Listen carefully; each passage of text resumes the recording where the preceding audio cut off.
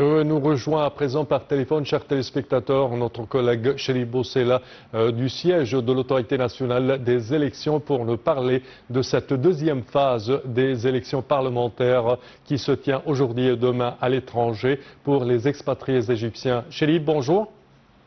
Bonjour, Sameh. Oui, si tu peux nous parler de ce qu'il y a chez toi au siège de l'Autorité nationale des élections. Oui, Sameh, je vous parle maintenant du siège de l'Autorité nationale des élections.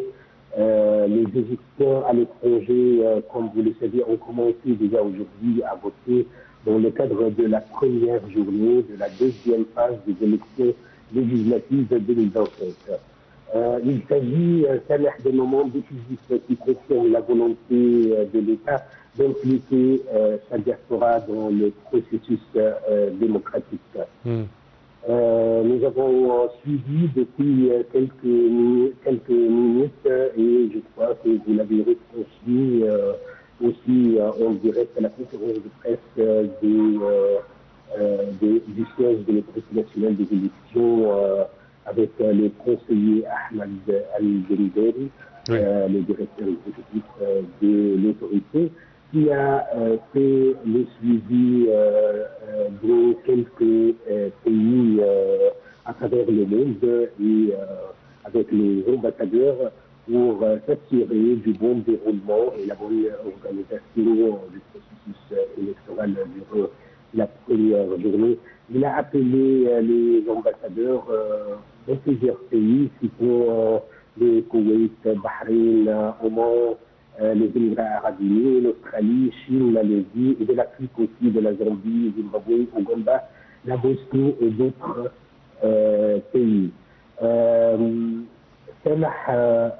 Cette phase s'inscrit dans la continuité des efforts déployés lors du premier tour avec une mobilisation diplomatique renforcée et les mesures visant à faciliter la participation de tout le monde.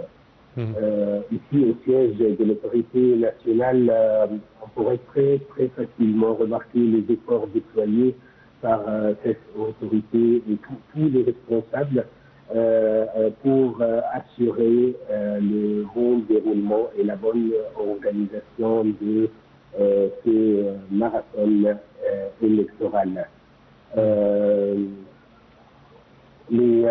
En suivant les ambassades et les consulats d'Égypte à travers le monde, tout le monde a assuré que les bureaux de vote ont été ouverts à l'heure précise, à 9h du matin, heure locale de chaque pays selon les horaires mondiaux. Oui. Aussi, l'autorité nationale, comme vous le savez, l'autorité nationale des élections a mis en place une salle d'opération permanente qui est chargée de suivre le déroulement du scrutin en temps réel et de répondre aux éventuelles questions des électeurs. Parfait, notre collègue Chérif Boussela, je tiens à te remercier de tes explications. Merci à vous.